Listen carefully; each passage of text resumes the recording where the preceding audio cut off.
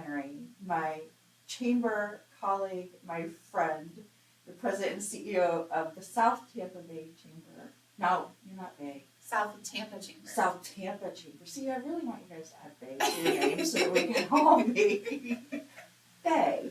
Right, because this is Tampa Bay, which is one of the things that's so unique about this community, Right. is that we are all Tampa Bay. We are all Tampa Bay, and I love that, and that's why we get along so well. But welcome to Wesley Chapel into our Emery's Rock podcast studio. We're going to be talking all things chamber today. We are. See, sometimes I do go north of Kennedy Boulevard. We came on 275 to come visit you today. And did you get lost? Just once. So I wasn't expecting that when I took my glass of my drink of water. For those of you that don't know, Kelly may be geographically a little challenged sometimes with her directions. I think we had an event where in Plant City and you ended up in Brandon? Lakeland. Lakeland. Okay. I'll get there eventually. Eventually, that's fine. But we're here now. Sit back, relax, and enjoy it, and let's talk. I'm so excited to see your new office. Isn't it great? You've had such a big year here at the North Tampa Bay Chamber. New office. All of the incredible accolades that you've had. Your CCE. I am a CCE, yes. You're going to be doing it next year, right? I am going to be doing it next year. I have my info class at the end of October. Oh my gosh. Well, I will happily talk you through it and tell you where to stress and where not to stress because it's a long process. It's 6 months. I'm so excited. Hope for your listeners, do you want to explain what the CCE is and why it's important for us as chamber executives? Chamber executives. So CCE stands for Certified Chamber Executive. It is a very long credentialing process through the Association of Chamber Executives, which is the national organization for our industry.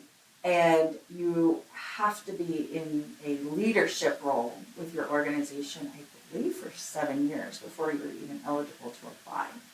And then it's a credentialing process. Essentially, you're getting your PhD in chamber. You just finished IOM last year, this year? Yep, Institute of Organization Management with the U.S. Chamber. And I think what's important to share is that there is no college degree for chambering, right? It's stuff that we're learning as we go through the industry. I've been in my position at the South Tampa Chamber for 12 years. You've been in the industry for how many years total now? Years. Yeah. And so where do we go to learn more, do better, bring that incredible leadership back to our community? And so I got my IOM, you got your CCE, and I think it's so great that we have so many chamber professionals here in Tampa Bay that have taken that next step and those next steps to really elevate our industry and the work that we're doing, because it's important. We're more than a networking club. We're doing important work to help build our communities. Right. I don't think people realize that. You know, they see the fun stuff, the ribbon cuttings and the networking and the coffee socials and all of those things that do bring community together. But the background of what we do, and you guys are rocking it down there in South Tampa, and I see we all work so good together because we have one goal in mind, and it's to elevate our entire region. Yes. And that we are all Tampa Bay. Yes. And so tell us a little bit about what's going on down at your chamber, because you guys have a really, really big birthday. We do. We have a really big birthday coming up. So we're getting ready to turn 100 years old. The South Tampa Chamber was founded in 1926. That's crazy. I know. It's so incredible. And I remember starting at the chamber 12 years ago and having conversations then about already starting to plan for 100. We got to 90, we got to 95, and now 100. So it's been a really fun experience this year to do the planning. We have a new 100th anniversary logo that we just put out a few weeks ago that we're going to carry through 2026. So excited for that. Our annual meeting is coming up in December. It's going to be at the Tampa Theater, also turning 100 years old, with an after party at Hotel Floor, also turning 100 years old. So just exciting to see that there's multiple organizations and businesses that are going to be celebrating that anniversary with us next year. And we've all gone through the trials and tribulations to get there. That's so cool. 100 years old, I tell people all the time, our chamber's a baby chamber. We're only 27 years old, maybe 28. I'm not really good with my math, but nonetheless, we still have not gotten to our 30s. We're a baby. But I still have the wine glass from your 25th. I know, it's my favorite wine glass from your big anniversary that you had a few years ago. I found a whole case of those wine glasses. I might have to give you some before you leave here today. We tried to pawn them off during our ribbon cutting to get rid of them, but yeah, they are great wine glasses. Yeah. And so, I mean, chambers have been around since the beginning of time. I always tell the story of, the Florida Chamber and how it started, and people are like, really? We thought chambers were just this or just that, and it's hard for us as leaders to get our messaging out there. What are you guys doing to just educate people on the power of the chamber? So this is really funny. I was at a meeting last week actually, and someone was asking a question about Gasparilla and the history of something, and some of the information I shared I knew to be true. And then I shared something else that I said, I'm not sure if this is the exact fact, but I think that it is. And the immediate question everyone said was like, oh, we should ask the chamber. Kelly's here from the chamber. She'll know the answer to this question.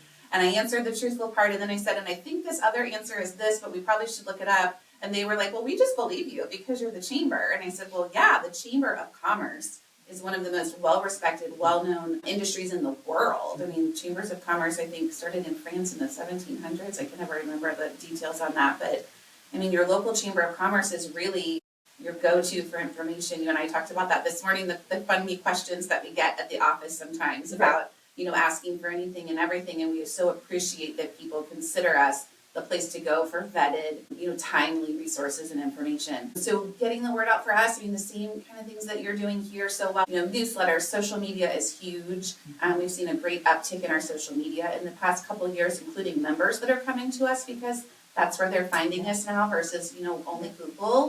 But just being out in the community. And I think the advocacy that we do also is so helpful because for people who are not out attending networking events, who are not out participating in some of the more traditional chamber activities, they're seeing that we're helping to make the community a better place to live, work, and play. And that's important for people who live, work, and play in the communities that we serve. And it's so fun to be in the trenches with like-minded people. And let's talk a little bit about our group. We have a group, not our side group that the mayor called us a gang. The chamber gang. The chamber gang. We are actually a gang. In a good way. In a good way. Yes, we're fostering good things. But we have an MOU partnership that I think really truly sets our region apart for chambers. I'm going to post this on our chamber Facebook page that is around nationally, and people are going to go, what? Right. Your chambers talk to North each other? Tampa and South Tampa are together in the same room and talking and strategizing, and it's really, I think, sets our region apart and really elevates us as a mega region. I do too. And so the MOU, Memorandum of Understanding, I think at this point we're up to 12 or 13 organizations from across Tampa Bay. And we work together throughout the year to advocate for certain things that we need or want. Business rent tax is a great example of that. So for the last 5-6 years, we've all been working together to reduce and now eliminate the business rent tax here in Florida.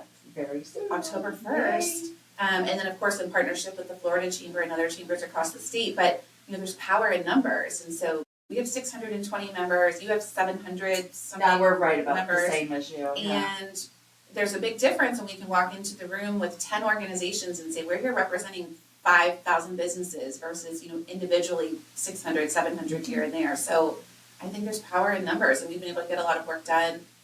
There's nothing that speaks to that more, I think, than the work we did during the pandemic. And the fact that we had chamber CEOs meeting on Zoom, because that's where we all were. We had Zoomy hour. But we were meeting weekly to talk about here's the things impacting our members, here's the things impacting our community. And we also put out the same information, like cut and paste, because we wanted to make sure the business community was hearing one voice talk about how we're going to get through this together. And I think it was so impactful. It was extraordinarily impactful, not just for the business community, but for us as humans. For me, as a human sitting in my house by myself, trying to figure out and navigate, oh my gosh, what are we going to do? But I think when we came together and said, let's speak with one voice. These are our trusted sources of information. Let's stay focused on the business community, not necessarily the disease and the hospitalizations and things of that nature, but it was very... Here's how to open your business, here's how to do it safely, here's how to talk to your customers, here's how to pivot, right? The word that none of us want to use anymore. Here's how to do it in the appropriate way, because information was coming from the city, the county, the state, and the federal government. They were not always in unison. Sometimes there was contradictory things happening. Business owners didn't know what to do, so where do you go? Yeah. You call the chamber. Which I guess, it's a blessing and a curse for us. And I tell people all the time, I'm a jack of all trades and a master of none, because you can go from anything from fixing the toilet in the chamber office bathroom Yeah. to were you on the call when the president called the small businesses and they were like, please hold for the president of the United States? I was like, are you kidding me? Is this a recording? So it's like you could go from all of that in the same day. Yeah. So, being a chamber leader is not for the faint of heart, but it's also very rewarding. It's incredibly rewarding. I've been in my role for 12 years now, and I'm not saying that I love every day. I love most days. They're definitely not easy days because we're managing personalities and we're doing such important work. But there has not been a day that I haven't gone to bed at night and felt like I made a difference or that I did something. And I think especially now having a kid, knowing that that's my inspiration. I want to leave the community better than I found it because I'm going to be handing it over to him someday. Yeah. And it's so incredibly important. Yes. So let's talk about that. Raising a kid and running a chamber. We could have a master class on that. What do you do to balance your life? Because it's a lot. Yeah, we adopted James in the summer of 2020. So in the middle of the pandemic we were just talking about, and I would have him on Zooms with me, and I have pictures of him, when March and April timeframe pops up on your Facebook memories, and it's like I have, 3 different webinars that I'm on, and there's, James laying in a bassinet on the floor. So I don't believe in work-life balance. I think that there's just life balance. And there are times when different parts of our lives have to take the priority. So if James is sick, I'm leaving whatever chamber event I'm at or whatever I'm doing to go attend to that. But then there are times where we have annual meeting, when we're out of town, I might be in Tallahassee or DC advocating. And so, then this is the priority today. And thankfully I have a support system. I know I'm incredibly privileged to have a support system that helps me out. But I think there's just certain times and certain phases in life where different things take priority. We don't really have a season in chamber world. It's not like CPAs where you're not going to see them, for March and April. But when we have a big festival or a big event, my family knows this is going to be a busy week. This is a week where I'm working longer hours. I need you to pick up in this space. But it also affords a lot of flexibility in this industry and that we don't work a 9-to-5 job because sometimes I'm answering phone calls and emails at 7 a.m. Yes. Sometimes I'm doing it at 7 p.m. But then the next day, it could be a completely different day and I might be leaving at 2 o'clock to go pick up my son and take him to do something fun. So just, we do what needs to get done when it needs to get done and figure it out as we go. I don't think there's, especially our jobs, we don't get to turn it off. If I'm at the grocery store with my son and I run into a member, we're going to stop and talk about whatever it is they want to talk about. Absolutely. And that's the hard thing. Mm-hmm. And, just wait till the teenage years comes and you get told, you love the chamber more than me. And those therapy bills, but nonetheless. I was volunteering in his classroom last week and he was so excited to introduce me to all his friends. And I'm like, I'm going to soak this up as long as I can, where he's like, I'm the cool mom, because at some point he's going to be like, oh, I don't know her. Yes. Yeah. Just take the scissors to the Great American Teach-In and do a ribbon cutting in the classroom and make sure you take swag. That's actually a great idea. Yes. Funny story, when we talk about how our personal lives and our work lives are so melded because of the communities that we serve, James's daycare, I brought him to the ribbon cutting just shy of his first birthday prior to him going to the daycare. So he went to the ribbon cutting for his own daycare that he started at several months later. But the school that he's in is a brand new build school in South Tampa. And so he got to drive by it. It's right near our home. And he got to see it be built.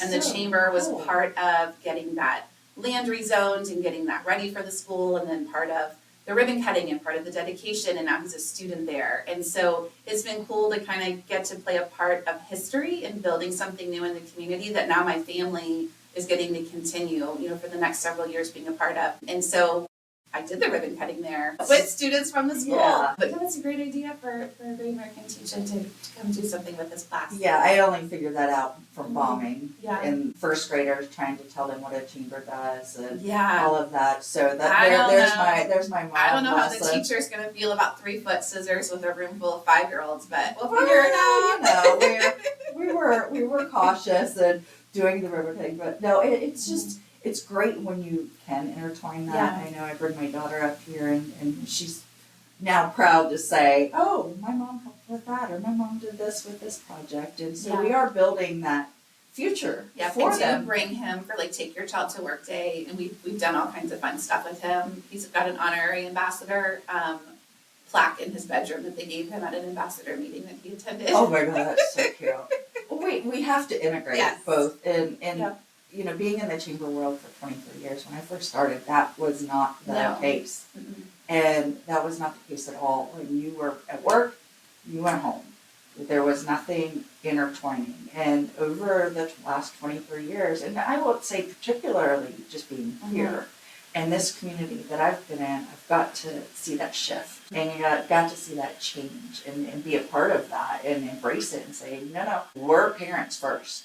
That comes first, and work can come second, and we'll get it done, whether it's 7 o'clock in the morning or. And I think that's one of the places where technology has become so helpful, Yeah. because I can leave to go pick him up at 4 o'clock, but then I might be back online at 9 o'clock, returning a couple emails or checking a guest list for an event tomorrow or things like that. So having portable technology, I think, is so great now too. Yeah, thank you, COVID, for that. That taught us all that we could get out of our office. And be like, oh, we don't have to sit here all day, every day. So in addition to your 100-year celebration, I know you guys got some other cool things going on down there in South Tampa. We do. So 1 year later, post-hurricane, our staff was also displaced after the storms last year. We are moving in a brand new office next week. Cannot wait. Hence why we're here working in your office today, because we're working remote this week, and we're working remote from the North Tampa Bay Chamber today.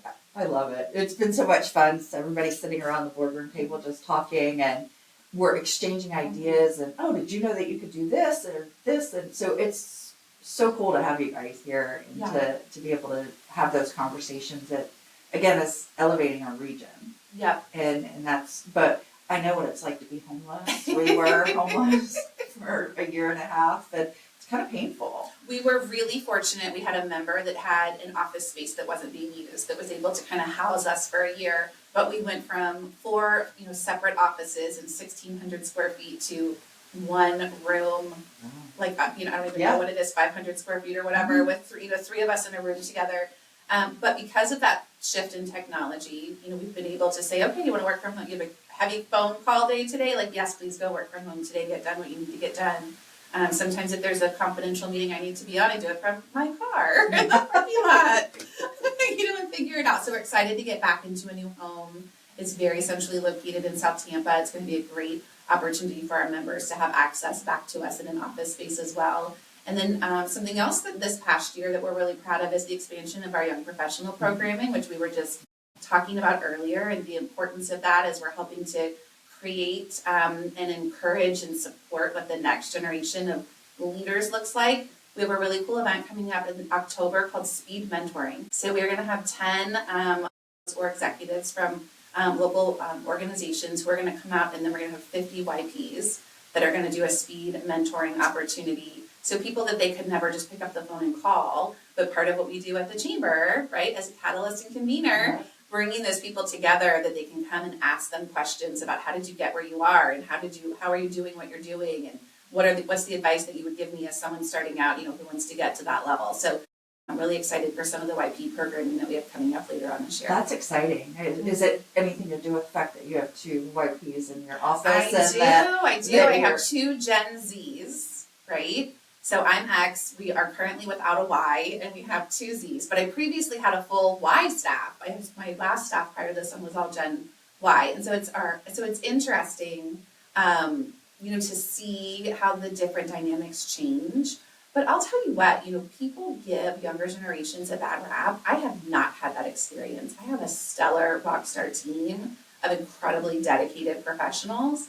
They're just awesome. And so I think they're great. And I think it's part of our responsibility as business leaders to help elevate that next generation. We don't want to work forever. No. I don't want to be one of those people. I don't want to be one of those people who's 80 years old and still going to an office every day. I'm ready to, at some point in time, travel and do other life things. We're working hard now to not work hard later. So yeah, I kind of sprinkle in my travel now, and I have a feeling that I'm not going to work. I'm not going to punch a clock. Let me put it to you that way forever. But I want to contribute. I want to. Absolutely. I want to give back, and I want to be helpful to Absolutely. the community, and so what's next for you?